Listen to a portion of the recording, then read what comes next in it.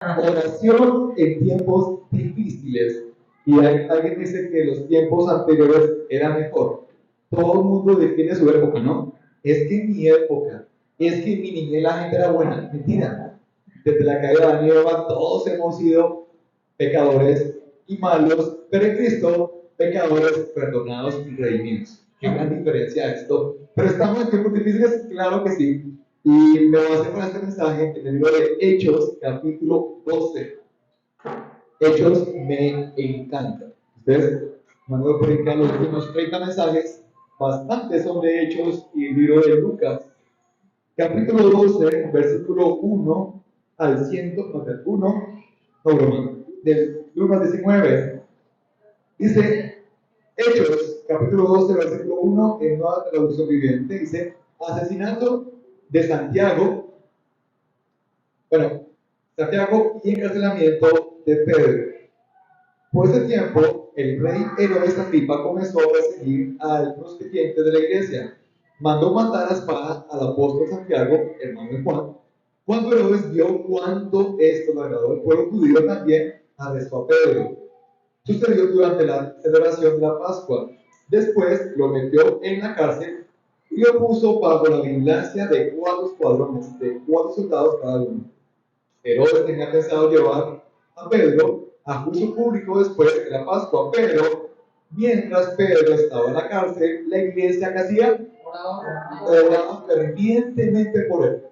La noche antes de ser sometido a juicio, Pedro oraba, intercedía. No, Pedro dormía, sujetado con 2 cadenas entre 2 soldados. Otros hacían guardia junto a la puerta de la prisión.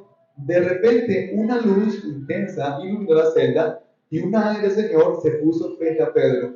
El ángel lo golpeó de costado para despertarlo y le dijo: rápido, levántate. Y las cadenas cayeron de sus muñecas.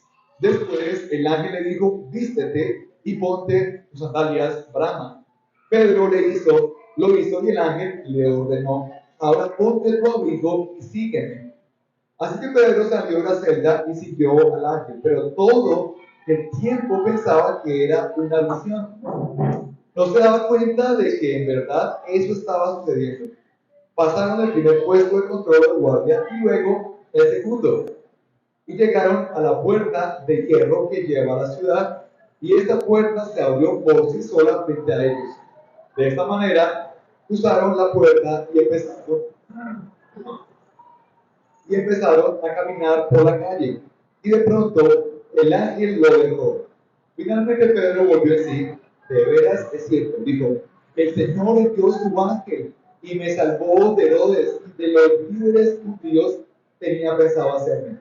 Cuando se dio cuenta de esto, fue a la casa de María, la madre de Juan Marcos, donde muchos se habían reunido para orar. Tocó la puerta de entrada y una mujer o sirvienta llamada Rode fue a abrir. Cuando ella reconoció la voz de Pedro, se alegró tanto que en lugar de abrir la puerta, corrió hacia adentro y le dijo a todos: Pedro está a la puerta. Ellos dijeron: estás crazy. Como no existía, llegaron a la conclusión: debe ser su ángel. Mientras tanto, Pedro seguía tocando. Cuando por fin abrió una puerta y lo vieron, quedaron asombrados. Él les hizo señas para que se callaran y les contó cómo el Señor lo había sacado de la cárcel. Díganles a Santiago y a los demás hermanos qué pasó, dijo. Y después se fue a otro lugar. Al amanecer hubo un gran alboroto entre los soldados porque había sucedido con Pedro. Herodes Agripa ordenó que se hiciera una búsqueda exhaustiva para encontrar a Pedro. Como no pudieron encontrarlo, Herodes interrogó a los guardias y luego los condenó a muerte.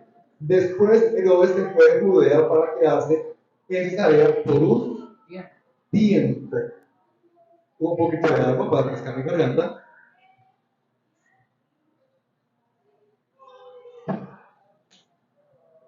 Hasta ahí, una historia fascinante. Dígame si no. La había leído, era una oportunidad.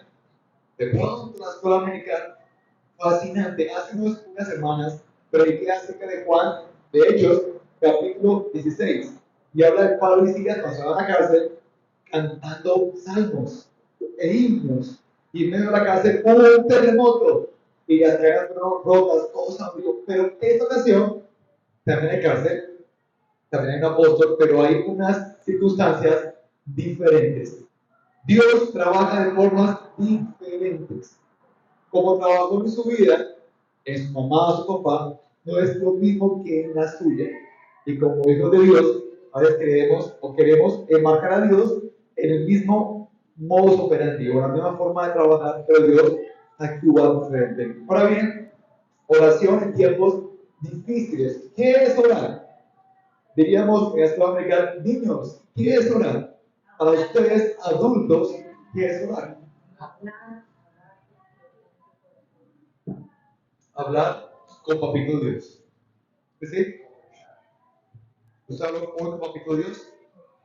¿Qué le dijo? Eres conjunto. Muy bien. Orar, viene la palabra orar, e implica hablar, pedir y rogar. Es dirigirse hacia una deidad, en este caso hacia Dios, para dar gracias, hacer una petición o en actitud contemplativa, es decir, adoración. Pues venimos a Dios a hacer peticiones, a dar gracias y a contemplar a Dios. Es la oración. Jesús en Lucas capítulo 11, voy bastante Biblia, Jesús nos oraba y nos dio un ejemplo o un modelo hermoso de oración. Juan 11:1 dice, una vez Jesús, Lucas 11, versículo 1, Jesús una vez estaba orando en cierto lugar. Cuando terminó, uno de sus discípulos se acercó y le dijo, Señor, agüita porque yo soy vos. Señor, enséñanos a hablar así como te has enseñado a hablar a tus discípulos. Jesús les dijo, deberían orar de la siguiente manera. Padre, que siempre sea santificado tu nombre, que tu reino venga pronto, danos cada día el alimento que necesitamos, perdónanos nuestros pecados, así como nosotros perdonamos a los que pecan contra nosotros. No permitas que cedamos ante la tentación. muy bien. Jesús oraba. Le preguntaba al niño, ¿qué hablaba Jesús con el Padre? Todo momento que Jesús estaba conectado con Dios, pero él se apartaba a orar. Alguien me dijo, Diego, ¿por qué los cristianos siempre oran? Porque Cristo también oraba. Constantemente se apartaba a orar. Dice la Biblia en Tesalonicenses capítulo 5, 17, orad sin cesar. No sin cesar, pero sin cesar. Y esto lo indica o se refiere a adoración que se vuelva a repetir o a suceder y no a hablar sin parar. La oración hace parte de la vida cristiana. Entonces comenzamos con unas preguntas.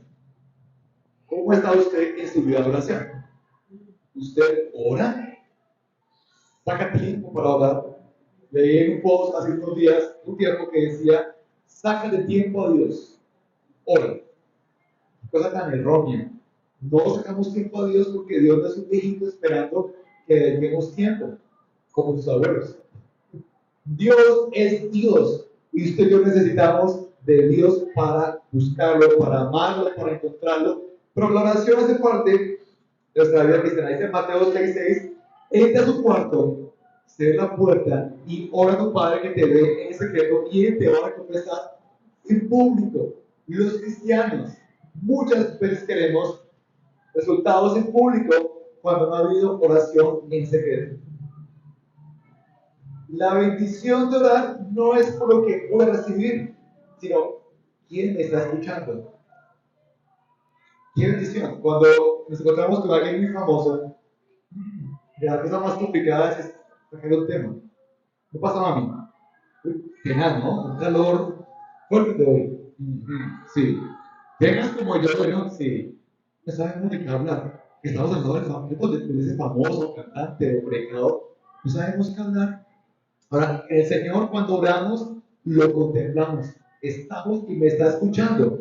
El Dios creador de todo lo que hay en el universo escucha su oración. Usted va a hablar del alcalde, o me manda el alcalde, el martes, le va a sacar cita. De pronto lo atiende en unas semanas. Por próximo año, quizás, cuando ya es alcalde. Es complicado. Si usted va hoy a Dios en el nombre de Jesús, lo va a encontrar. Y lo va a escuchar. Y le va a hablar. Eso me parece a mí maravilloso. Que ese Dios nos escuche. Entonces, la bendición de orar. Debemos convertir nuestras preocupaciones en oraciones. Digo Charles Spurgeon. Cuando leí la frase dije, entonces yo me la pasaré todo el día orando. Porque todo el día estamos preocupados.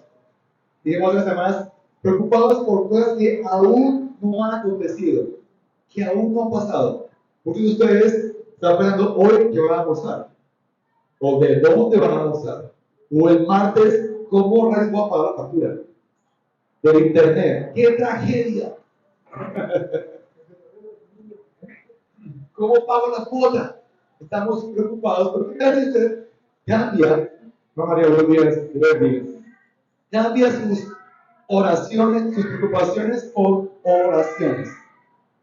¿Qué pasará en su vida? En el caso mío, tendría mis pantalones aquí rotos y mis zapatos en la punta también dañados, porque estamos más preocupados que orados. Ahora, Dios ama las oraciones en privado.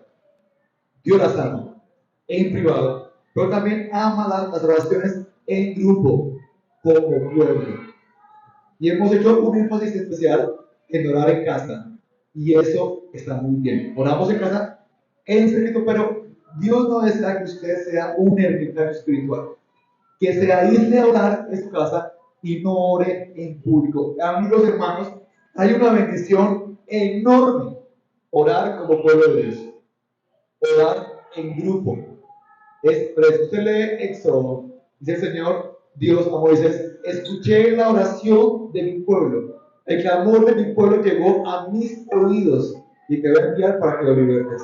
Dios escucha las oraciones públicas y también en privado. Pero quiero que hagamos hoy énfasis, esa historia, en la oración como familia de la fe, como pueblo de Dios. Y esto me pareció a mí espectacular. ¿Están listos?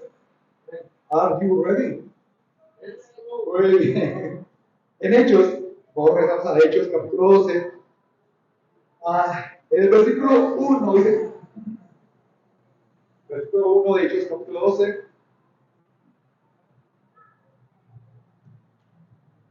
En ese tiempo el rey Herodes Agripa comenzó a perseguir a los creyentes de la iglesia. Muy bien. Perseguir a algunos creyentes de la iglesia. Ahora bien, ¿a quién perseguía este Herodes? ¿Por qué no a todos? A toda la iglesia, solo a algunos. Se puede decir que eran los más productivos, los que daban más fruto.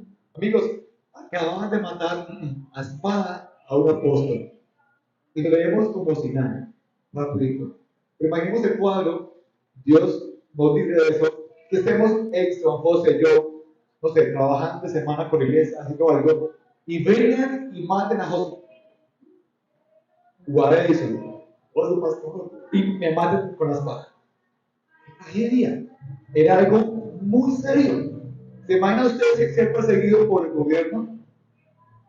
En la calle, una foto de la Gladys se busca por evangelio. Ruth, Samaritana, se busca por aleluya. Pero es una búsqueda peligrosa. Y aquí estaban Pedro y los apóstoles.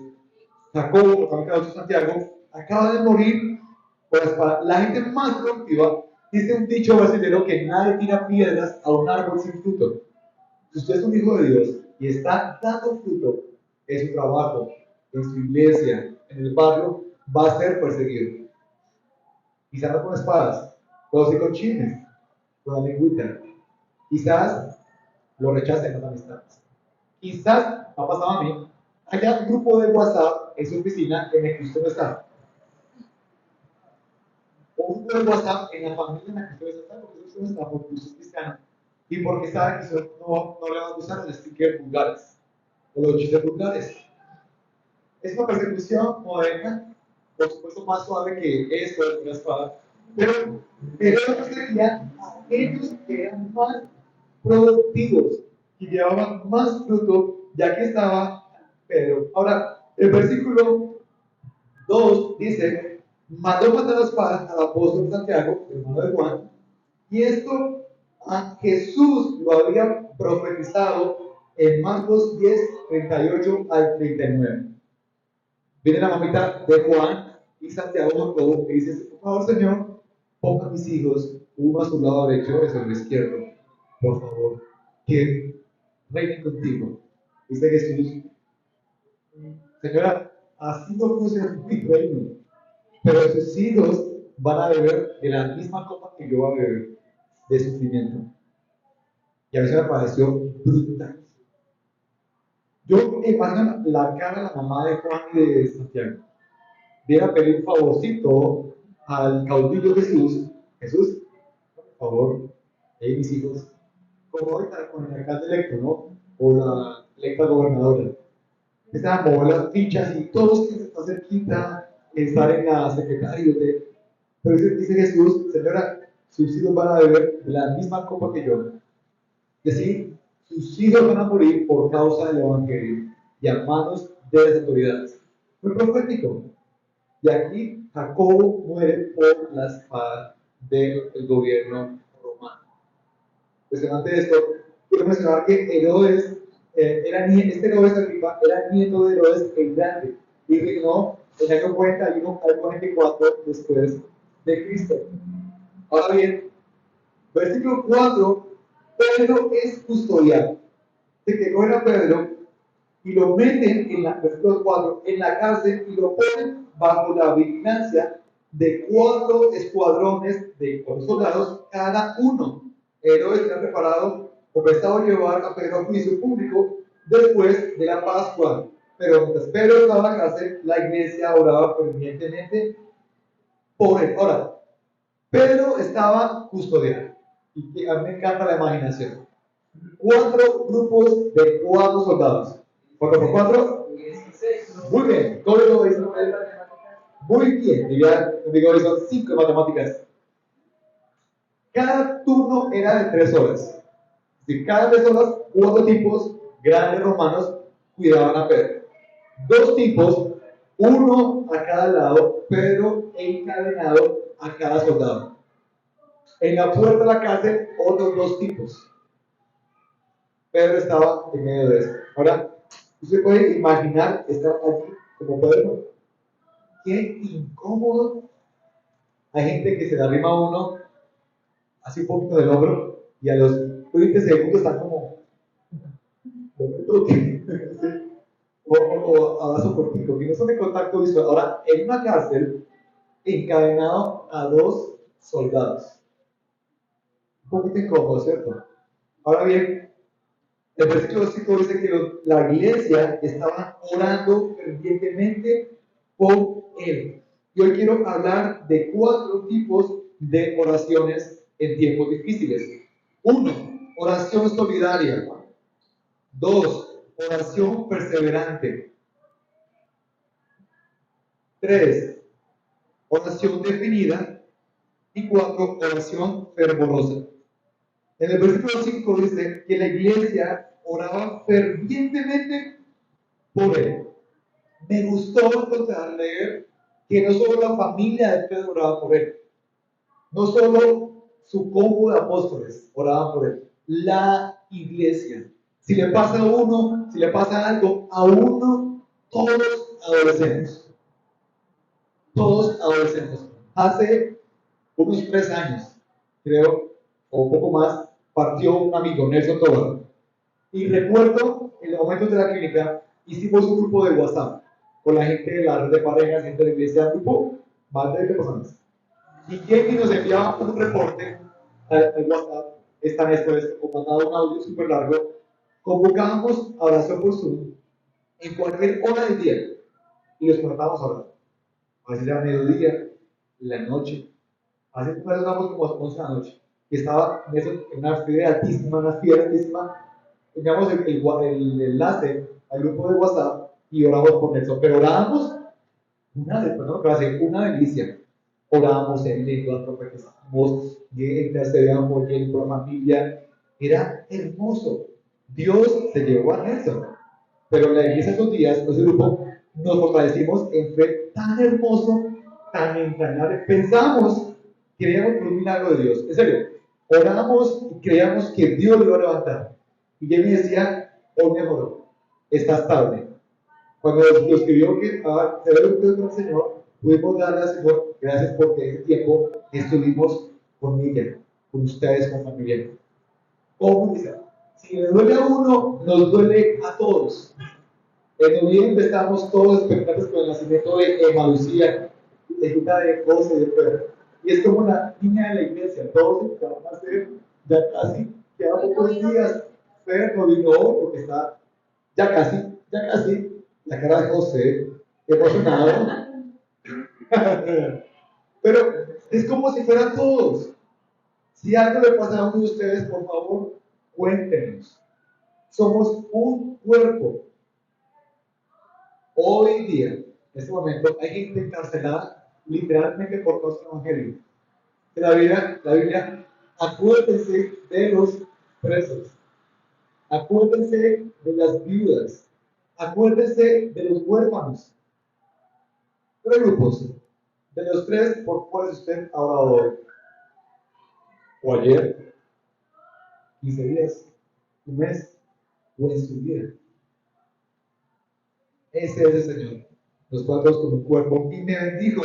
Saben que la iglesia, toda la iglesia, no su familia, no su equipo de apóstoles, sino toda la iglesia oraba fervientemente por él, por alguien específico.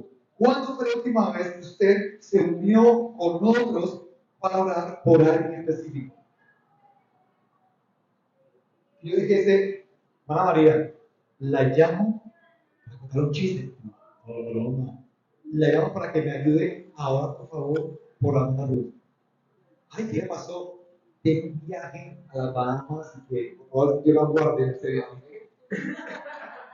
Con sus hijos, nuera, nietos y pastor. No, claro. Entonces es algo inusual, porque Dios me llama para eso. Pues es que va a contar una cosa, cada cosa. Me llamó para eso. Porque qué buena llamada, qué bueno hacerlo. Los martes oramos en familia, en una fe, por peticiones particulares, por Colombia, por Sudamérica, por el mundo, la Vía Láctea, o también por peticiones como debo pagar el arriendo y no me alcanza. Por favor, oremos para que pase. O me duele la cabeza, o mis hijos cuando me piden papá, oremos con un regalo. Señor, provee ese Hot Wheels que quiere mi hijo. Pero es hermoso cuando oramos fervientemente como iglesia. Ahora, versículo 6 dice, la noche antes de ser sometido a juicio, Pedro dormía sujetado con dos cadenas entre dos soldados. ¿Qué hacía Pedro? Dormía. Hechos 16, está Pablo y Silas orando, cantando. Entonces, aquí Pedro está roncando.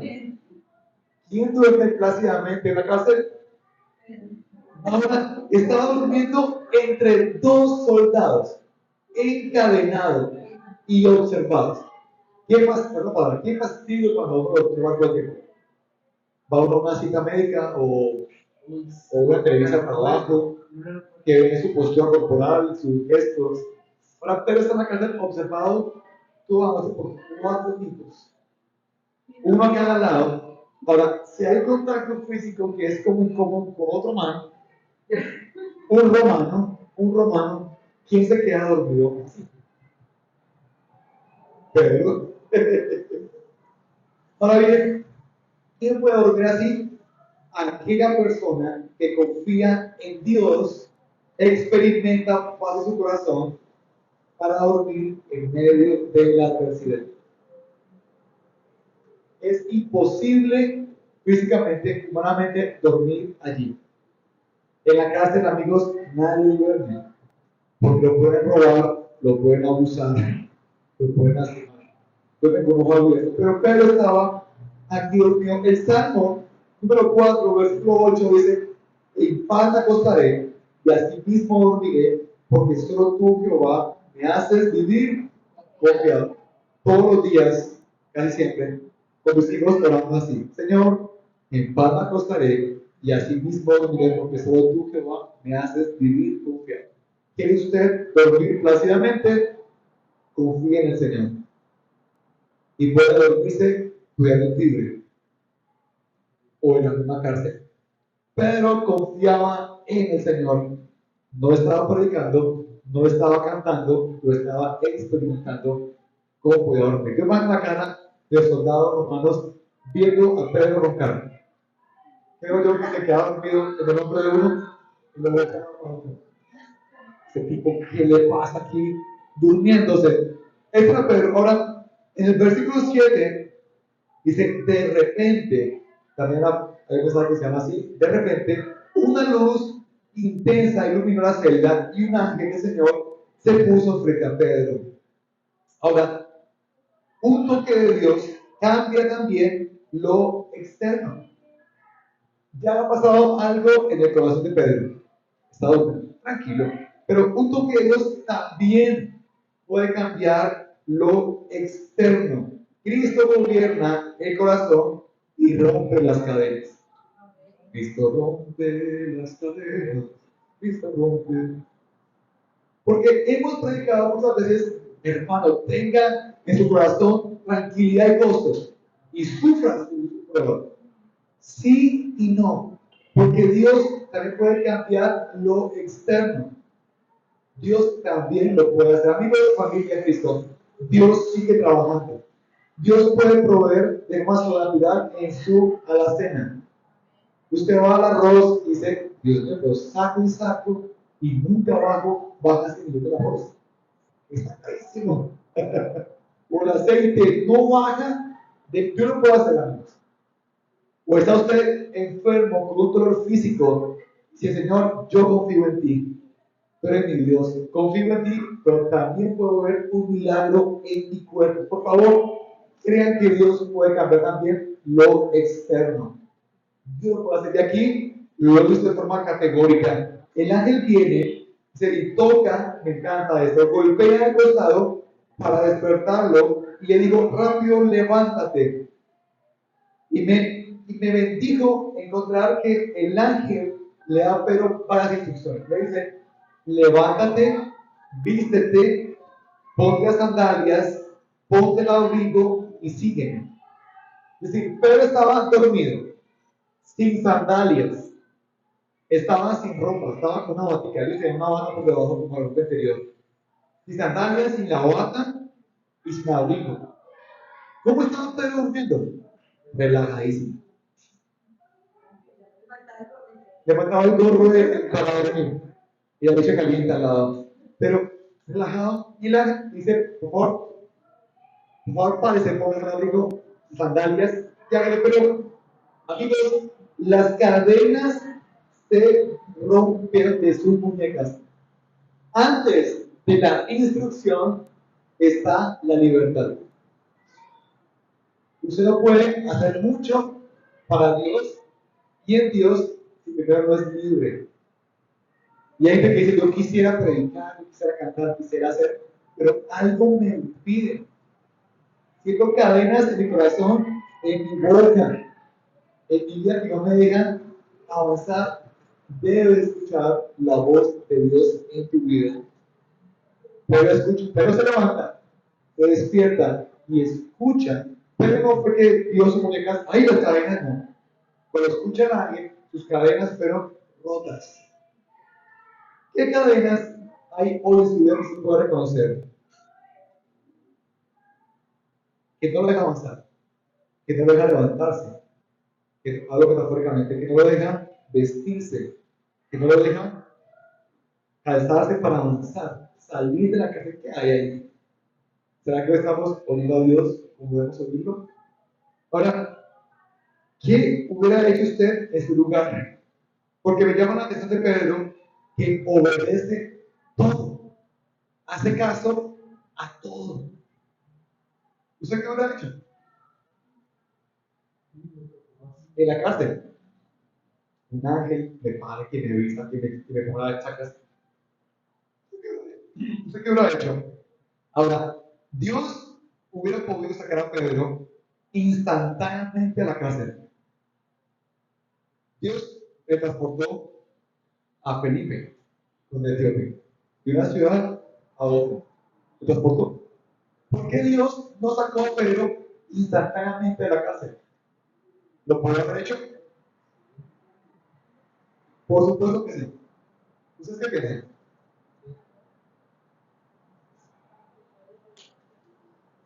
Procesos más obediencia. Dios muestra su poder y ejerce nuestra fe en los procesos. Hubo un proceso en la vida de Pedro, que Pedro obedeció en totalidad y acabó libre. Ahora, usted y yo estamos en un proceso. Todos estamos en un proceso. Pero la obediencia determina la libertad que tengamos.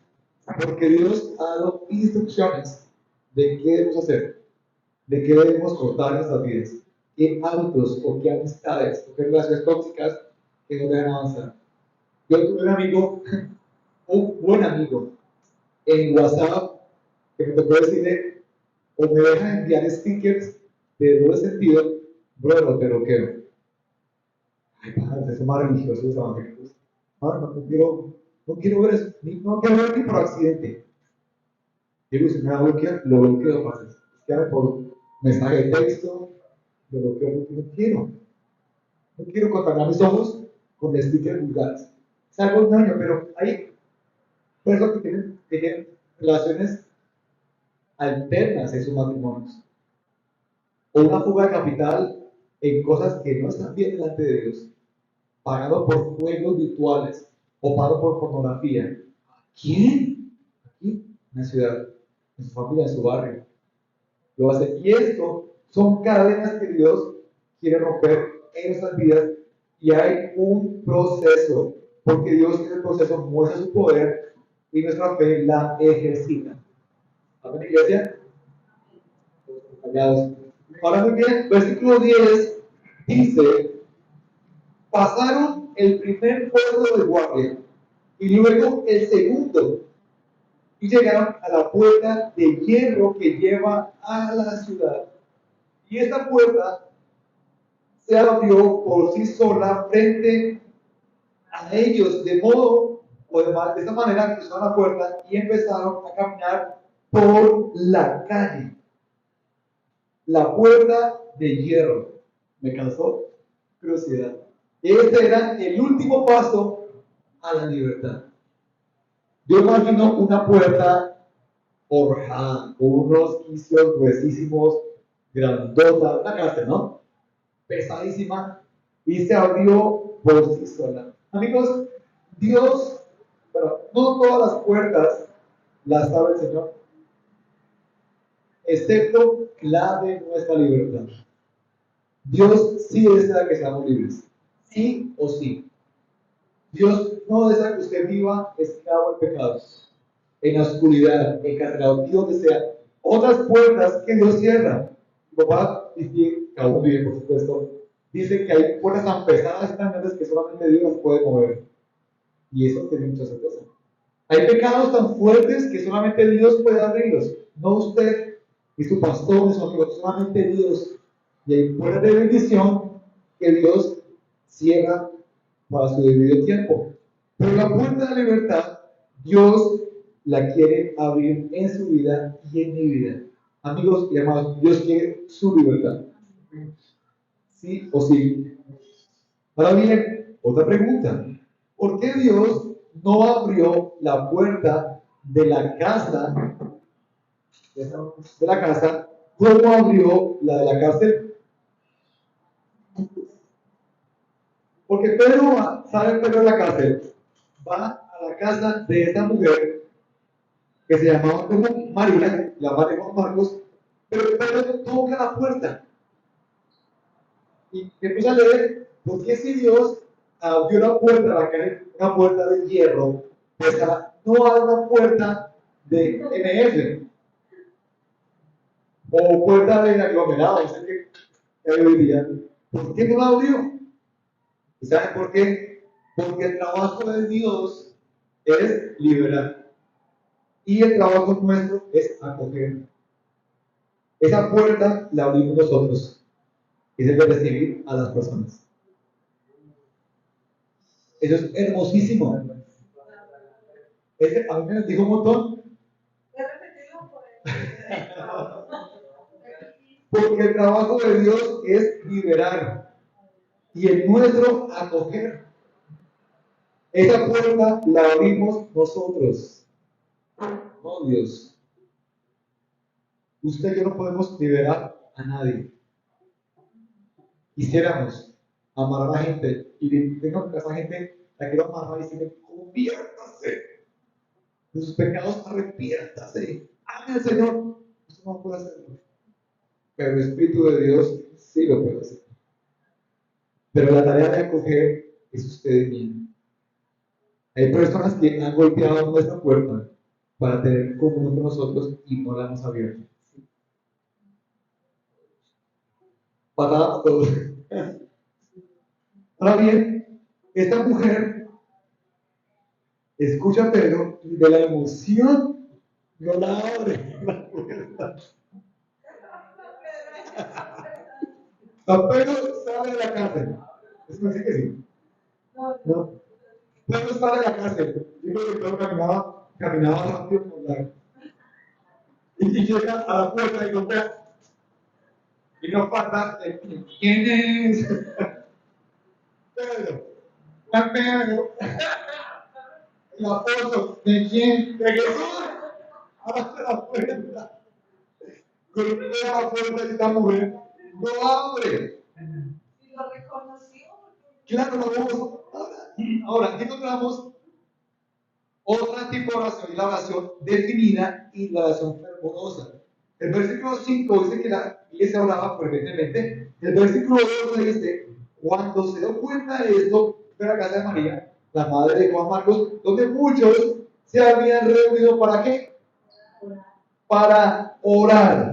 Una oración definida y fervorosa. La iglesia oraba por Pedro. Era fervorosa la iglesia. Fervor es pasión, sentimiento intenso de entusiasmo y admiración hacia alguien o hacia algo. Qué hermoso orar fervientemente. Eso es maravilloso. Yo sé que en casa es complicado, porque despertamos a los perros de la cuadra, a los vecinos, pero nos oramos como iglesia con fervor y decir, Señor, aquí estamos delante de ti, te amamos, Dios, te anhelamos, te adoramos, como que se llena de energía. Otra pregunta, ¿cuándo fue la última que usted oró fervientemente, con fervor? Que levantó su voz, que intercedió por su ciudad, por su familia, por su economía, por la iglesia, con fervor, con ganas. Una oración fervorosa y definida. Qué hermoso esto, ¿no? Primera Timoteo, capítulo 2, versículo 8, dice, Primera Timoteo 2, 8, dice, deseo que en cada lugar de adoración los hombres oren con manos santas, levantadas a Dios y libres de enojo y controversia. Es la traducción, la versión internacional, dice, quiero pues que en todas partes los hombres oren levantando manos santas al cielo, sin enojos y sin contienda. Hemos orado con contienda y con enojo. Yo he pecado con eso. ¿Por qué el Señor permite que pase esto en la ciudad? o en tu iglesia, o en mi casa. Hemos orado por contienda, ¿cierto? Cuando oramos en familia, decimos, por favor, Señor, cambia a mi esposo. Otro llanto, otro envío, dice Santi Geber. Pero, Señor, oren con santidad. Con santidad debemos orar al Señor. Y esta oración de la iglesia, amigos, orar por alguien es una de las mejores muestras de amor. Orar por alguien es una de las mejores muestras de perdón. ¿Usted quiere saber cuánto ama a alguien? Que haga la cuenta de cuánto ora usted por esa persona. ¿Usted ama a sus hijos? Repite. Orar por alguien es una de las mejores muestras de amor. Orar por alguien es una de las mejores muestras de perdón. Yo amo mucho a mis hijos. ¿Cuánto oro por ellos? Yo amo mucho a mi esposa. ¿Cuánto oro por ella? Súper medidor. Yo amo mucho a mi pastor. ¿Cuánto oro por él? Amo mucho a mi iglesia. Amo mucho a mi empresa. Lo que sea. Mídalo con su oración. Amo mucho a Dios. ¿Cuánto tiempo ora? Lo dejo ahí. Qué hermoso orar por alguien. Y el tema del perdón es aún más hermoso. Cuando usted ora por el que no merece el perdón, es una gran bendición. Porque demuestra amor. Dice Señor, amen a sus enemigos. Oren por ellos. No dice busquen su amistad, gáneselo. No. Oren por ellos. Es un buen ejercicio. Ahora, ¿por quién ora usted? ¿Quién ora por usted? Es uno de los pecados más recurrentes en la iglesia. Hermano, y sobre todo pastores, hermana Ruth, voy a hablar por usted. Lo tendré en cuenta en mis oraciones. Mentira, no cumplimos eso. Desde que soy pastor hace unos meses, titulado por ahí, no puedo dejar de orar por la iglesia sin orar por cada uno de ustedes. No puedo orar en general. Yo lo general por mi ciudad. Señor, mi ciudad, ayúdame. Pero cuando oro por los de camino, me es difícil decir, por favor, Señor, bendícelos, guárdanos, oro por cada uno de ustedes que están aquí esta mañana.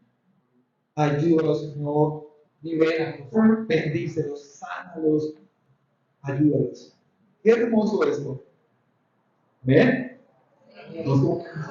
Ahora, esta mujer me causa curiosidad que viene, no me gusta la palabra, la sirvienta, la persona que encargada del servicio en la casa, y esta señora del aseo creyó más la persona encargada del aseo que los encargados de la oración. Qué pena. La señora que está oyendo el mensaje mientras barra, que lava los platos mientras oye la oración. No está ahí, va a la puerta y escucha a Pedro, viene y dice, ¡es Pedro! Lo otra mujer. Ahora, no creían, se quedaron asombrados. ¿Por qué nos asombramos en ver la respuesta de algo que estamos pidiendo al Señor?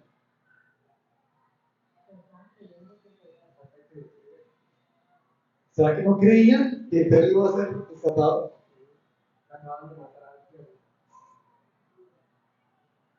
Matan a un apóstol, fue encarcelado. Las esperanzas eran muy pocas. Amigos, a pesar de orar, nuestro corazón se va a inclinar a la duda más que la fe. Siempre. Por eso Dios nos proveyó al Espíritu Santo, nuestro ayudador. ¿Cómo se va a poder? Necesitamos todos los días al Espíritu Santo como nuestro ayudador. Señor, ayuda mi fe. Me cuesta creer. Quedan asombrados. ¿Por qué pasa esto cuando dice, Diego, Dios me habló. Tuve un sueño, Dios. ¿Por qué nos perdemos que Dios hable? Es nuestro Dios. Diego, Dios me dio una palabra, Dios me llevó y me habló. ¿Por qué lo queremos? Dios me sanó, este es nuestro Dios. Dios me guardó, claro que sí. ¿Tenemos que exigirlo? No, es un misericordia, pero Él lo hace. Me sorprendió eso y me dio como también a mí un varillazo. ¿Por qué dudamos cuando vemos las respuestas de Dios? Hoy esto, la iglesia de camino, es una respuesta de Dios. Y nos asombramos, por supuesto que sí. Pero Señor, por favor, queremos creer. Por favor, Señor, ayúdanos a creer. Ahora, en Mateo capítulo 18, versículo 19, dice, Mateo 18 es el que estamos mirando,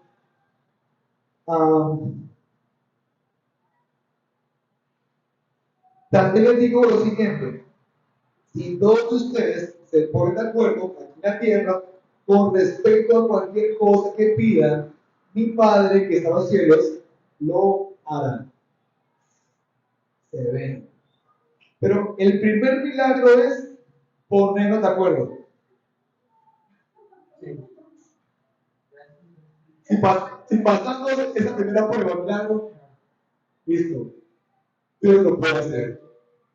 Hay cosas de su familia, de su casa, que quizás no han pasado porque ustedes no están de acuerdo para Dios.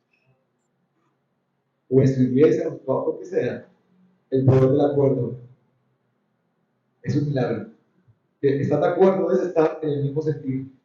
Y el Espíritu Santo pone la unidad, la pone para las cosas. Ahora bien, un pastor, yo casi no he hecho situaciones, un pastor había sequía en la ciudad por semanas. Y el pastor convocó a la iglesia a orar por lluvia. Solamente una viejita llevó sombrilla.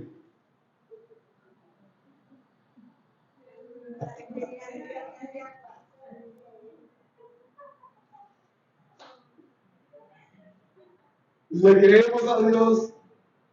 Hay un poder, amigos, especial, hermoso, en el acuerdo, en estar de acuerdo. Iglesia, habrá ocasiones en las que seremos perseguidos, en aprietos y hasta en peligro de muerte.